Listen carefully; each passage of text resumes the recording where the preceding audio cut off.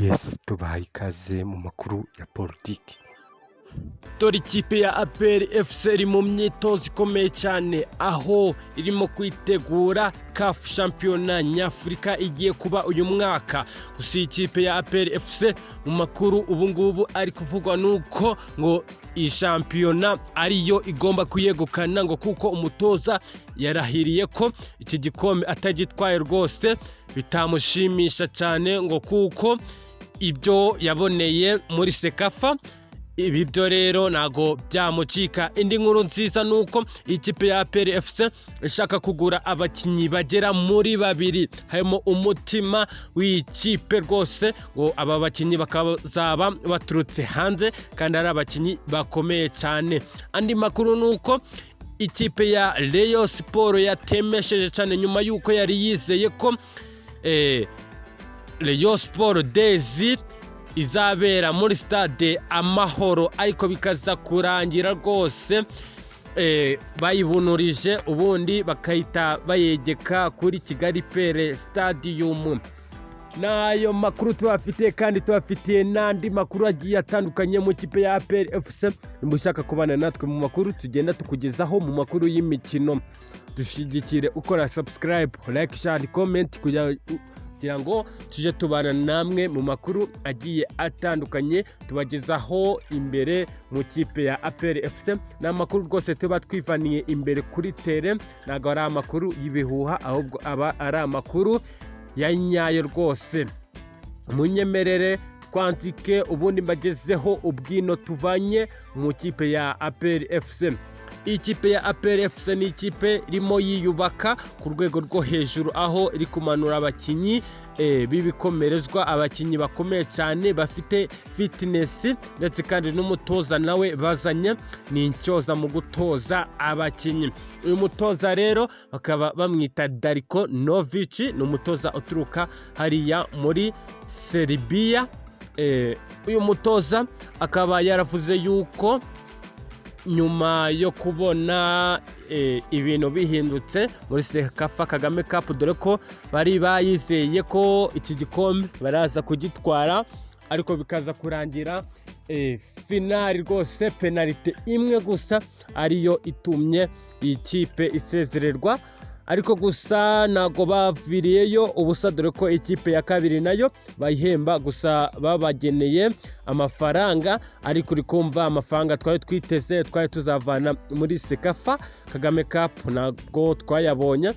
Ariko uyu mutoza yavuze ko iyi kafu yo itamucika, dore ko ngo aho Sekafa yamucikiye iyi kafu yo nago igomba kumucika, ngo iki gikombe agomba kukizana, dore ko hari umukino uzahuza ikipe ya Rayon Sport ndetse na APR FC ku mukino wa gatatu.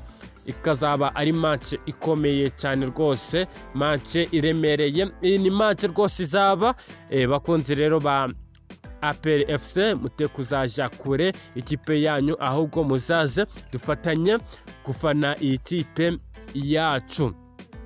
Chairman w'iyi kipe Richard Karasira yakomeje avuga yuko akeneye abakinyi bakomeye cyane yabasha gukinisha imbere, ndetse akaba n'umutima w'ikipe kugira ngo ibintu bigende neza ku murongo kandi bibashe kuba byahinduka cyane.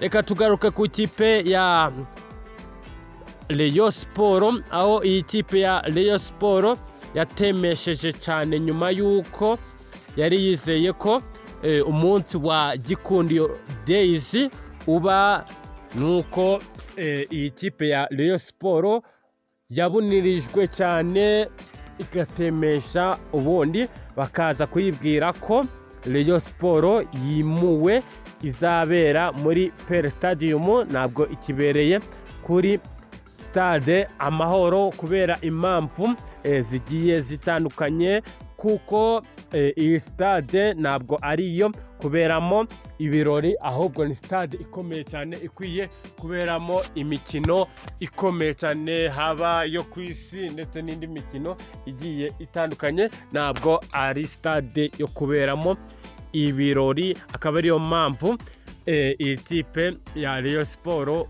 itabashije kuba ibirori byayo yabikoreshereza muri iyi stade. Inkuru mbi cyane ubu ngubu ihari nuko umuhanzikazi twari tumenyereye Dorimbogo yitabye Imana azize uburwayi, dore ko bwari uburwayi yaramaranye igihe gitoya. Gusa abakunzi ba Dorimbogo mwihangane rwose, Dorimbogo rest in peace.